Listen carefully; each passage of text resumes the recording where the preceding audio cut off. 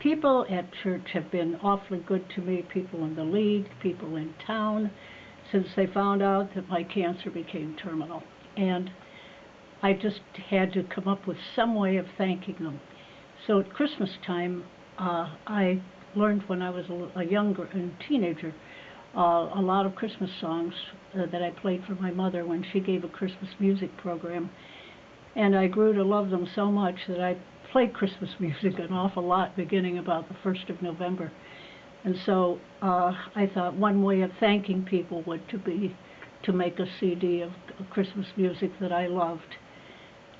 There was a second reason too, and that is I got rather tired of the secular Christmas music that we hear on television and radio so much. It's noisy, it's busy, just like we are.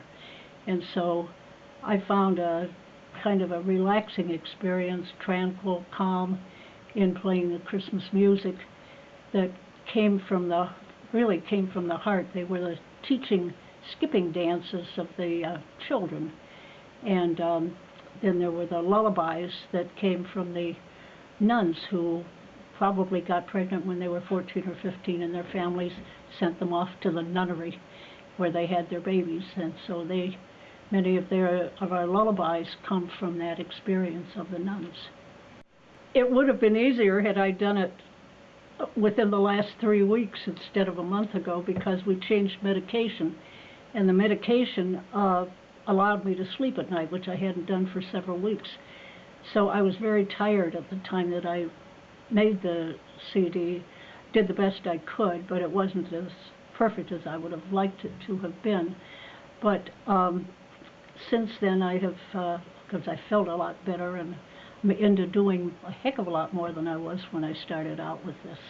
My daughter gathered a bunch of pictures up from the family, and the pictures that from our various photo books around the house. The cover picture happens to be a picture taken in the 40s, right after World War II, with my pup, and then the other picture that will be standing up with mountains in back of me was in Switzerland when I was on my honeymoon. And then they kind of go from youth to middle age to the back page is an old lady playing the piano and thoroughly enjoying herself.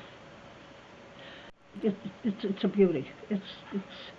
My mother gave it to me 60 years ago, 1949, when she came into some money from the sheriff's sale of property that belonged to my grandfather, and we had the choice of a new station wagon, and I had been playing my aunt's old noisy Schoeniger piano that needed complete gutting and rebuilding, and so I said, Mom, I'd really rather have a piano than a car.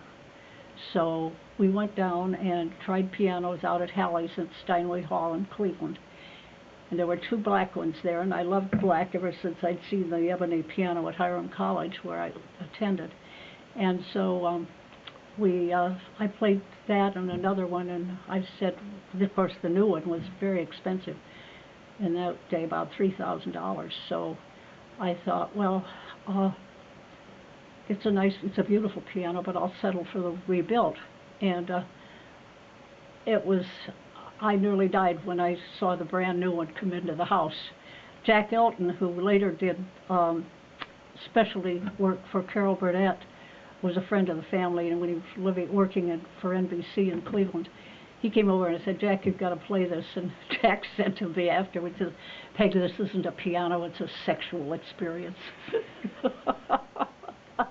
So I've always appreciated it. And apparently this particular batch of pianos that were made by Steinway at that time was a very special batch. And people who played other pianos from that recognize the fact that it's very similar to the others that they have played. They can call us here at home. That's the best way to do it. And Peg McDargh, 593-7138.